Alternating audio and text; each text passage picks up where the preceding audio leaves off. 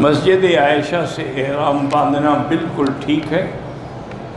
امام ابو حنیفہ رحمۃ اللہ علیہ اور امام شافعی رحمۃ اللہ علیہ دونوں ائمہ متفق ہیں اس بات پہ، اور یہ عورتوں کے لیے بھی ہے اور مردوں کے لیے بھی ہے۔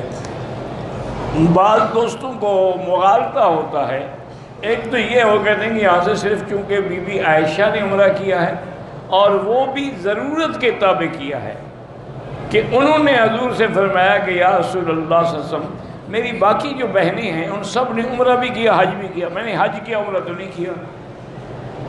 تو آپ نے اجازت دی کہ جا کے تنعیم سے احرام باندھ کے نیت کر کے تم بھی عمرہ کر لو۔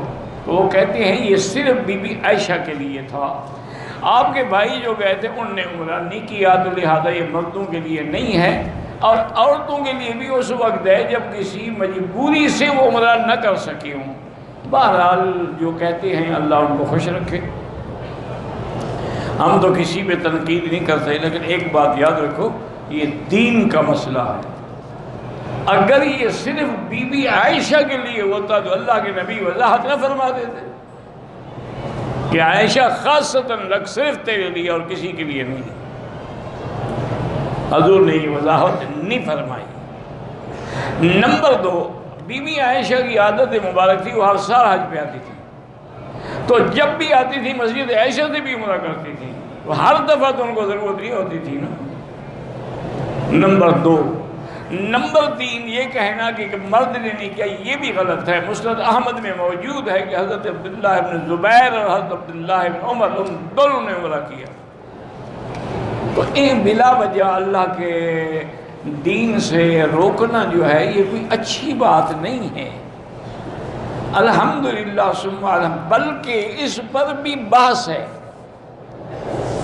کہ امام شافعی فرماتے ہیں کہ اگر جیرانہ سے عمرہ کریں تو وہ افضل ہے، امام ابو حنیفہ فرماتے ہیں نہیں مسجد عائشہ سے افضل ہے۔ اس پر بھی علماء نے بحثیں کی ہے، پتہ نہیں یہ جو یا تو کتابیں نہیں پڑھتے صرف، یا ہم سے کوئی ناراضگی ہے بس ہماری تفدید کرنی ہے۔ امام شافعی فرماتے ہیں کہ بھائی جیرانہ سے خود حضور پاک نے عمرہ فرمایا ہے، لہذا وہ افضل ہے۔ امام صاحب فرماتے ہیں حضرت وہ حدیث فعلی ہے، مسجد عائشہ کی عمرے کی حدیث قولی ہے، اور حدیث قولی فعلی سے افضل ہوتی ہے۔ فعلی تو کبھی جواز کے لیے بھی ہوتا ہے، حضور نے وضو کر کے بیوی کو بوسہ دیا تو کیا یہ سنت ہو جائے گی؟ ہر آدمی پہلے وضو کر کے بیوی کے پاس جائے بوسہ دے کے پھر نماز پڑھے؟ بیان جواز تھا کہ بھی اگر ایسا ہو تو وضو نہیں ٹوٹتا۔ اللہ کے نبی کا تو ہر حکم دین ہے نا، اٹھنا بیٹھنا کھانا پینا بولنا چلنا کپڑا پہن سب دین ہے، ہمارے لیے تو اسوہ حسنہ ہے۔ اس لیے ہمیشہ اس بحثوں میں نہ پڑا کریں، جو کرتے ہیں ان کو منع نہ کرو اور جو نہیں کرتے ان کو پکڑ کے نہ لے جاؤ۔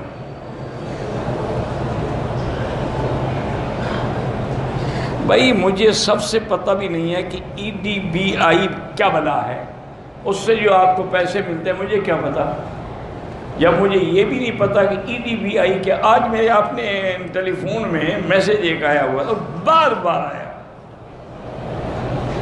کہ آپ جو آپ کا کوڈ ہے نا جی اس فون پہ ڈالیں۔ بھائی میں حیران بھی، کون کہہ رہا ہے کوڈ ڈالو؟ اچھا مجھے خود بھی پتہ نہیں کہ میرا کوڈ کیا ہے تو میں کیا ڈالوں؟ میں اپنی چھوٹی بھی بچی کے پاس گیا، میں نے کہا بیٹا یہ دیکھو یہ کیا ہے، مجھے تنگ کر رہے ہیں۔ انہوں نے دیکھا، انہوں نے کہا وہ یہ کہتے ہیں کہ ای میل کا اگر آپ کا کوئی کوڈ ہے تو وہ ڈالیں۔ میں نے کہا نہ میں نے ای میل بنائی ہے نہ مجھے کوڈ کا پتہ ہے۔ تو انہوں نے کہا میں آپ کو بنا دوں۔ میں نے کہا مہربانی کرو، پہلے فون نے مجھے تنگ کیا ہوا پھر ای میل شروع ہو جائے گی،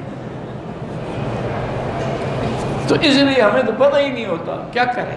اب تم کہتے ہو جی EDBI میں، مجھے کیا پتہ بھی EDB کیا بلا ہے، تم اردو میں نہیں لکھ سکتے؟